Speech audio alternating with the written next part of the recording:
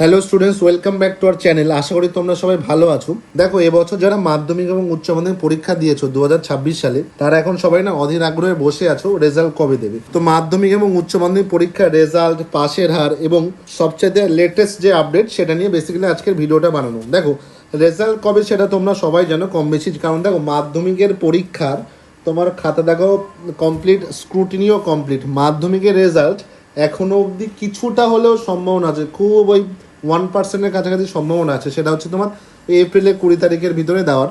তাছাড়া দেখবে যদি তুমি ভাবো যে তোমার ইলেকশন বলো একটা ফ্যাক্টর আছে, বা ত্রুটিবিহীনভাবে যদি রেজাল্ট দিতে চায়, তাহলে কিন্তু রেজাল্ট ওই মে মাসের দ্বিতীয় সপ্তাহ পরে আর কি রেজাল্ট দেওয়ার সম্ভাবনা আছে। ওকে, কারণ লোকসভা ভোটের জন্য তোমার রেজাল্ট পিছিয়ে যাওয়া স্বাভাবিকই। ওকে, মাধ্যমিক ক্ষেত্রে কিছুটা হলে আছে, আর উচ্চ মাধ্যমিকে একেবারেও নেই।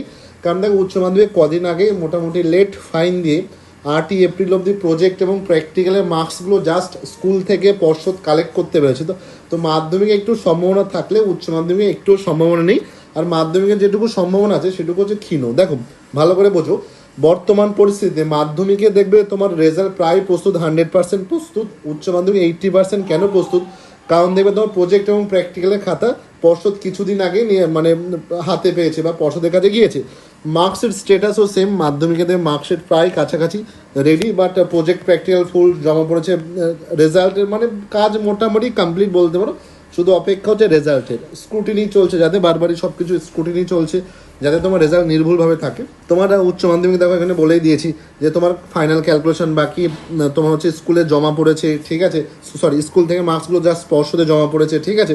আর গ্রেস মার্কস দিয়ে এখনও পাশের পার্সেন্টেজ বাড়ানোর হার চলছে। দেখো মাধ্যমিকে যদি এবছর গ্রেস না দেওয়া হতো তাহলে পাশের হার না 75% থাকতো, ঠিক আছে।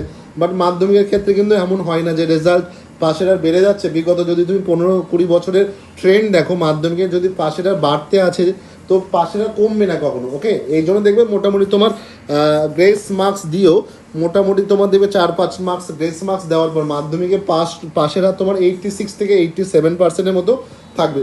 তারপরেও দেবে কিছু স্টুডেন্ট, তাও মোটামুটি 1 লক্ষের কাছাকাছি স্টুডেন্ট ফেল করার সম্ভাবনা আছে, ঠিক আছে।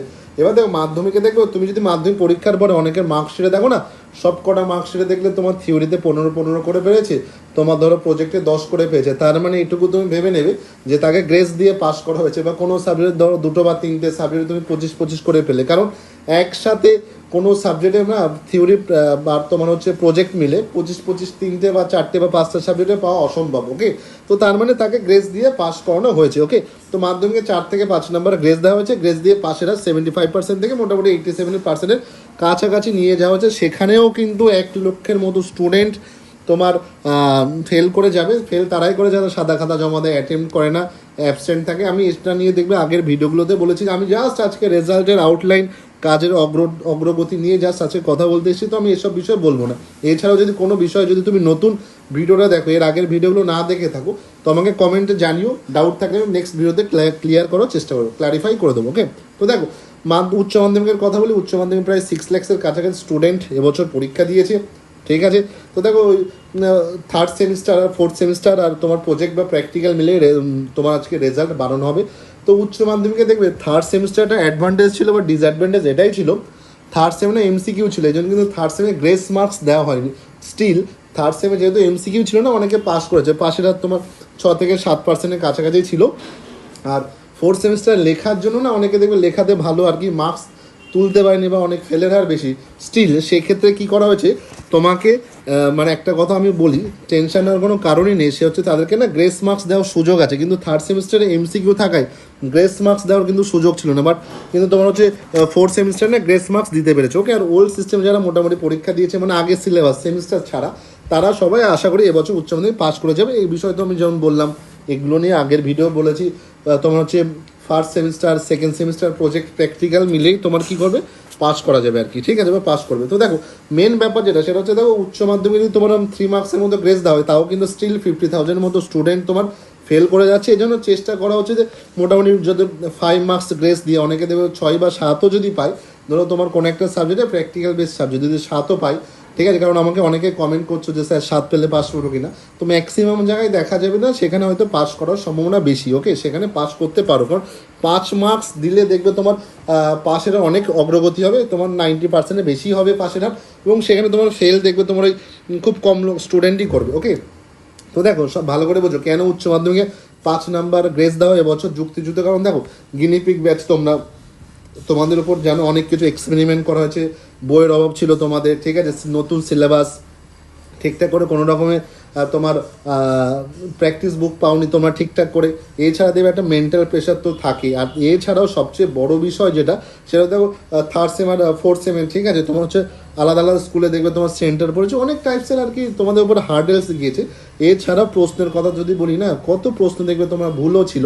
তো এইসব বিষয় যদি মেলানো হয় তো উচ্চ মাধ্যমিকে কিন্তু ওই 5 নাম্বার না গ্রেস মার্কস দাও কিন্তু যুক্তিযুক্ত। ওকে, তো দেখো ভিডিওর একদম শেষ পর্যায়ে চলেছি, আমি একদম পুরো তোমাদের চূড়ান্ত বার্তা দিব এটাই, সেটা দেখো রেজাল্ট তোমার হচ্ছে মে মাসে 2য় সপ্তাহ পর্যন্ত অপেক্ষা করতে হবে, বা 2য় সপ্তাহের ভিতরে আসা মানে 7 থেকে 10 বা 15 তারিখের ভিতরে আশা করি রেজাল্ট তোমরা পেয়ে যাবে। মাধ্যমিকে তুমি থিওরি আর প্রজেক্ট মিলে যদি 20 নম্বর তুলে নাও 100% তুমি পাস করে যাবে, সেখানে গ্রেস মার্কস পাবে।